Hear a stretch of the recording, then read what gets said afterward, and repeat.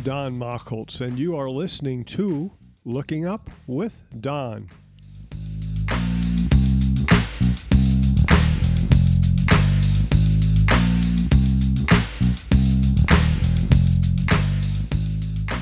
This is the Looking Up with Don podcast, episode number 53 for the week of January 6, 2021.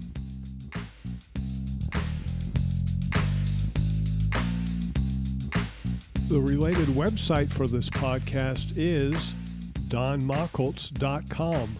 That is spelled DONMACHHOLZ.com, 2 H's. What's up in the sky this week? As our week begins on Wednesday, January 6th, the moon is half full, that is, last quarter in the morning sky. By the end of the week, Tuesday, January 12th, the moon will be at new phase in line with the sun and out of sight. On Monday, January 11th, the thin crescent moon will be pairing up with the planet Venus in the morning sky, rising an hour before the sun. If you can see the moon near Venus on the 11th of January from the Western Hemisphere, then it is about 1.7 days before new phase. But you can do better than that the next morning when it is less than a day away from the new phase. To catch the early evening thin crescent moon after it is new, the southern hemisphere is favored. The moon will be south of Saturn on January the 13th, then south of Jupiter, then south of Mercury. Speaking of Mercury, it makes an appearance in our evening sky and will be just south of Jupiter on January the 11th. Jupiter shines at magnitude minus 1.96. Mercury will be at minus 0.89, about a magnitude fainter, but still easily visible to the unaided eye in the evening sky. Watch it each evening, for just as Jupiter overtook Saturn and passed it up last month, the planet Mercury will overtake Saturn on Saturday, January 9th, Jupiter on Monday, January the 11th, and then the moon will be in the area on both Wednesday, January 13th, and Thursday, January 14th. 4 solar system objects in one corner of the sky. Very cool. But catch them while they are still above the horizon. They will set while the sky is still light an hour after sunset. Meanwhile, Mars continues high in our evening sky. In our morning sky, Venus rises about 70 minutes before sunrise and will be joined by the moon on Monday, January the 11th. Will you be able to see the International Space Station this week, which for our purposes begins Wednesday, January 6th through Tuesday, January the 12th? It all depends upon your location. The ISS, International Space Station, appears as a bright, slow-moving star going across the sky with several minutes of visibility. This week we have 5 zones. All you need to know is your latitude. North of 55 degrees north, you won't see it at all. If you live at 65 degrees north or north of that, first of all, it must be cold. Second, you won't see the International Space Station until at least April. From 30 degrees north through 55 degrees north, the ISS will be in your morning sky for at least the first part of the week. Those in the southern part of that band, 30 to 45 degrees north, will see it in their morning sky sometimes twice per night. From the equator to 30 degrees north, and this includes Central America and Mexico and Northern Africa and India, the International Space Station will be in your morning sky this week, not during the first part of the week, but at least during the second half of the week. And for some of you, the ISS will also start making evening passes late in the week. From 35 degrees south to the equator, the ISS will be in your evening sky for at least part of the coming week. Those south of 35 degrees south will not see it at all. To determine where it will be in your sky, go to the website heavens-above.com and enter your location, then click on ISS. Now for the comets that you can see this week. The positions, that is, the right ascension and declination of these comets, can be found on podcast 48, Comet Positions. You can also get the positions of these comets from heavens-above.com.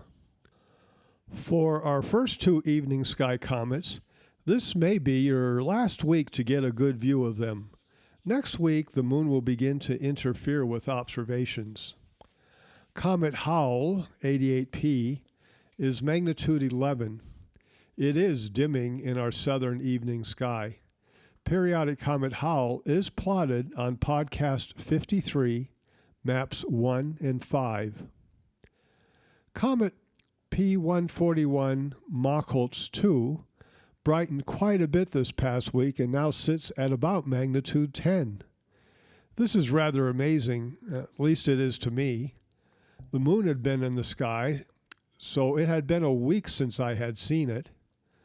On Saturday, January 2nd, I showed the comet to our son, someday this will all be yours, with the 18-inch telescope, and it was much brighter than what it had been last week. On Sunday, January 3rd, I saw it with the same 10-inch reflector that I had discovered it with back in 1994.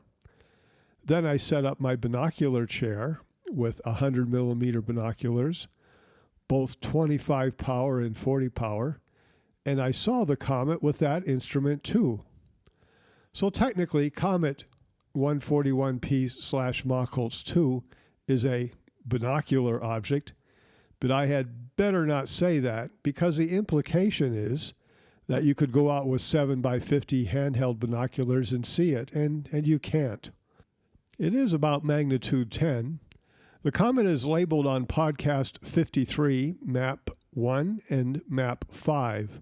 Photos of this comet are posted on my website, as is the discovery story. Comet 2020 M3 Atlas remains at magnitude 10 and in the northern winter Milky Way in the constellation Auriga near the star Cap Ella. It is plotted on podcast 53, maps 1 and 2. It is a diffuse object and it can be difficult to spot. There will be other comets visible this year, many of them periodic comets coming back for a visit. I will be discussing them as they become within reach of moderate-sized telescopes. A recent podcast outlines this year's comets. No, it's not my podcast. It is a podcast called Observer's Notebook, the official ALPO podcast. ALPO is the Association of Lunar and Planetary Observers. Again, look it up and listen to it, Observer's Notebook. The most recent podcast is about the comets of 2021. It's a very good podcast. The Unaided Sky Challenge this week is how dark are your skies and how faint can you see? These are two separate questions. We sometimes hear of star parties advertising that their star party site, one can see stars down to magnitude 6.5 or even 7. Now for magnitude, the larger the number, the fainter the star. So a 7th magnitude star is 2.5 times fainter than a 6th magnitude star. The typical person can see stars down to magnitude 6. To see stars of 7th magnitude would mean some very dark skies with some very good eyes. There is an instrument called the Sky Quality Meter, or SQM. You point it at the sky, wait a few seconds, and it will tell you how dark your sky is. The readout is in magnitudes per arc second, and the range is from 16, which is a very bright nighttime sky, such as in a city, to 22, which are very dark skies. I and you probably do not have such an instrument, If you do, then you can monitor your nighttime sky. But the question more central to us is, how faint can you see? And for that, we are going to count the number of stars we see in the great square of Pegasus, which is nearly overhead each evening from mid-northern latitudes as the sky darkens. The more stars you can see, the fainter you can see. The great square of Pegasus is labeled on podcast 53, maps 1 and 3. The three factors which determine how well you see, as I always say, are your eyes, the sky, and the telescope, probably in that order. Well, for this exercise, there is no telescope. That leaves your eyes and the skies. Individuals vary, as does their eyesight. And your eyesight changes over the years. Some of that you have no control over. You can overcome some deficiencies with patient observing and practice. The more you look, the more you see. So I'm asking you to go out on the next clear moonless night, and the moon will be out of our evening sky all week long, and count how many stars you see in the square of Pegasus. Do not count the four corner stars. Let your eye become adapted to the dark first. This might take 15 minutes. It is okay to use averted vision for this too. That is, some faint stars disappear when you look directly at them, but reappear when you look a bit off to the side. Count those stars too. Often, from Loma Prieta in the Santa Cruz Mountains in California, I would do this test and come up with 12 to 15 stars. But see how many you see. It might be more, it might be less. Your skies factor in on this too. After you get your number, refer to this handout, Podcast 53, Number of Stars in the Square of Pegasus, available at my website, and see how faint you saw in magnitude. Can you see down to magnitude 6, which is reported to be what the average person can do? It might not be you, it might be your skies. From a dark sky, you see more stars than from a bright sky.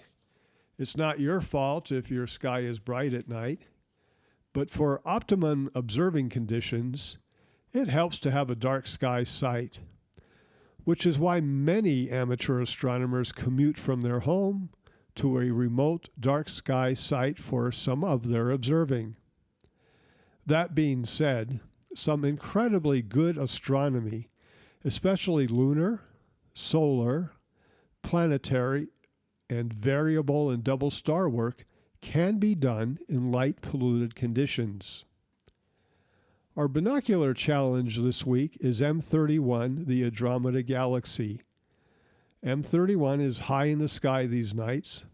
Let's look at it with binoculars. It is not far from the square of Pegasus, and when you're out there counting the stars in the square of Pegasus, you probably will be able to pick up the Andromeda Galaxy with the unaided eye. It is plotted on podcast 53, maps 1 and 3. With binoculars, 2 eyes, high in the sky and with no moon, how long does this galaxy appear to be to you? Measure how long it is in the number of degrees. You can determine the field of view of your binoculars by using the measurements on map 3. I've placed the number of degrees between certain stars on the map. Use that as a guide to determine the field of view of your binoculars from one edge to another. Another way to do it is to use the 3 stars in the belt of Orion. Each of the 3 stars is 1.4 degrees from the other. So the complete span of all 3 stars is 2.8 degrees. Now that you know the size of your field of view, estimate the length of the Andromeda Galaxy. Some have traced it out to nearly 3 degrees.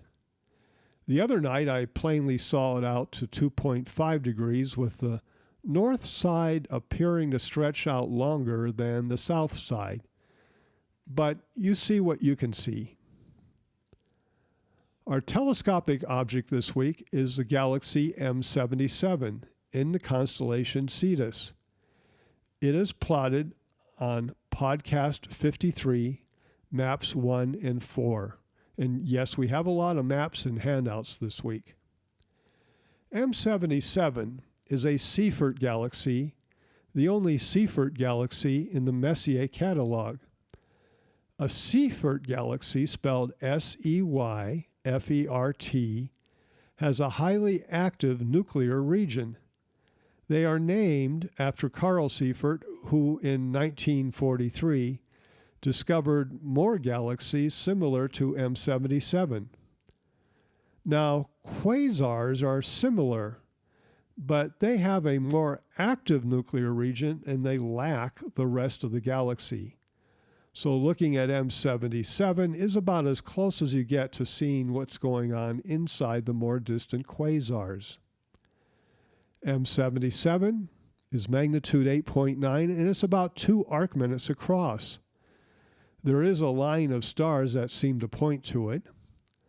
Under low magnification, it might blend in with the stars. It's so small, but be careful. It is there, right next to a 10th magnitude star.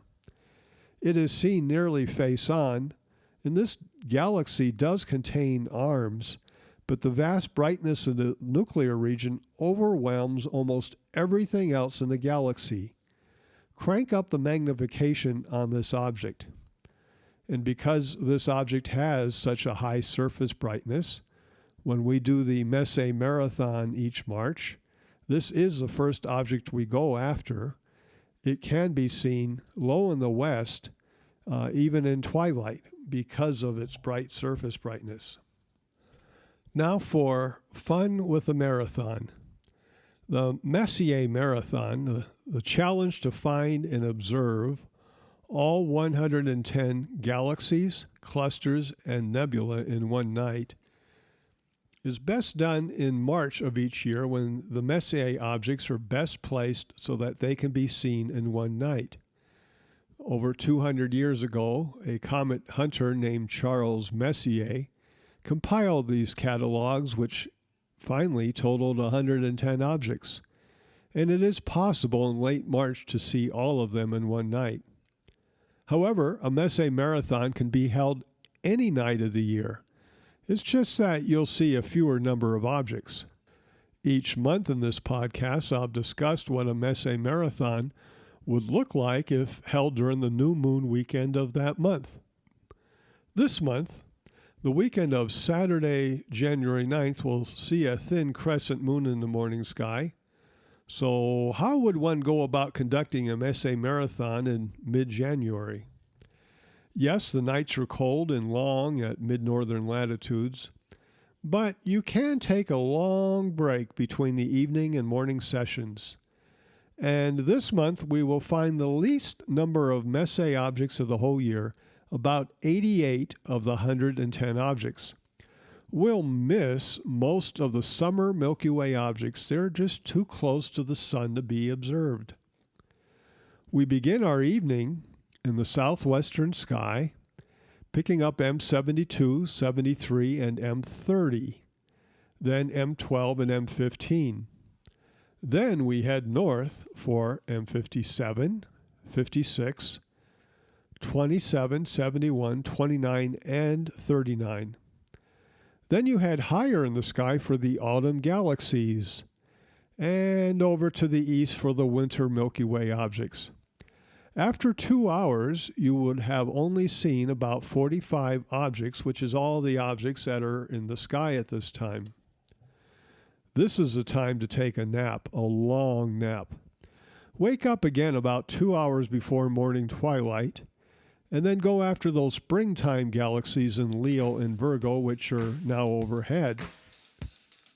Your last few objects of the night, low in the southeast just before dawn, are M9, M80, and M4, and with a little luck, M19. So there you have it, an 88 object Messier Marathon. That's about as good as it gets in mid-January. To recap the podcast for this coming week, the moon is thinning in our morning sky next to Venus on Monday, January the 11th, and the moon will be new on Tuesday, January 12th. Low in the southwest sky each evening, watch Mercury join Jupiter and Saturn.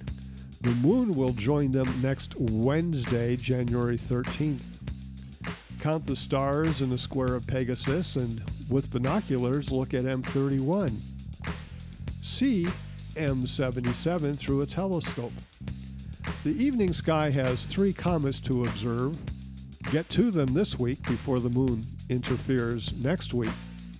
You have been listening to Looking Up with Don, podcast episode number 53 for January 6, 2021.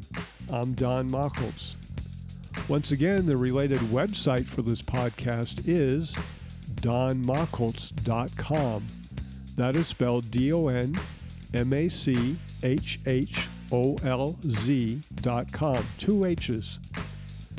You can contact me at dontheastronomer@gmail.com. Once again, all one word, dontheastronomer@gmail.com. God willing and pod willing, I'll be back next week for another episode of Looking Up with Don. We will discuss what's up in the sky. I'll have new things for us to observe, and we'll take a good look at the moon. All that and more. Thank you for listening. See the sky this week.